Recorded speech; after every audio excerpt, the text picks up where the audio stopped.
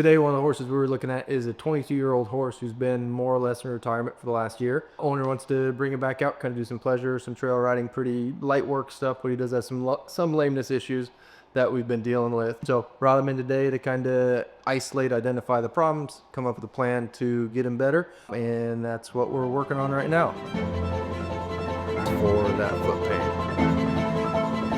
Regarding that left front foot, so that's this spot right here. Good.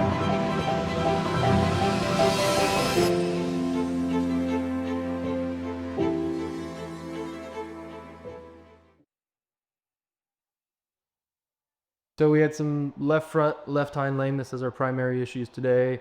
Isolated the source of the pain to the left front foot, left front superficial digital flexor tendon, and then a little bit of soreness on the left stifle. The left front's definitely our main issue. Regarding that left front foot, we've got some x-rays here. We can see that we have a pretty thin sole there. We also see that we've got some remodeling on the tip of that coffin bone, likely some previous laminitis. We didn't necessarily get a whole lot of rotation, maybe a tiny bit of rotation there at some point. But what we really see here is that there's been some sinking or distal displacement of the bony column within the hoof capsule. So I don't have a coronary band marker on here like I should, but that coronary band's right about here on this horse. And that should probably be crossing this bony column maybe at about this level versus this level. So nothing terrible, but it explains why he gets a little sore-footed after his trim, right? Because now he's walking around with a minimal amount of sole depth there. So management of that, other than determining metabolic status, etc., what may have contributed to the original bout of laminitis, if that's indeed what was going on, is just going to be being super conservative with the knife work on our trims. I don't know that we need to put shoes on this horse, as he is currently retired and he's going to be doing pretty light work. So just more conservative trim work, and I think that'll go a long ways for that foot pain. Machine over there, they run to a different room. Yeah, they do actually.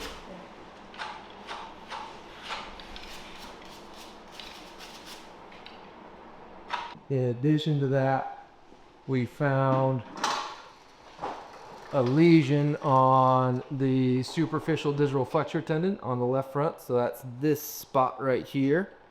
Got a few additional images there. So you can see that there's some kind of mixed scar tissue. That's these brighter white lines, and then there's these darker spots through here as well. And this is pretty high. This is a different horse here.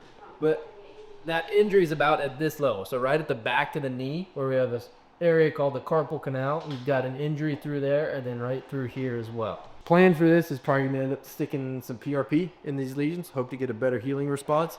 But the horse was previously diagnosed with Cushing's, which can inhibit soft tissue healing, etc. So we want to recheck his ACTH level. That's our main marker for Cushing's.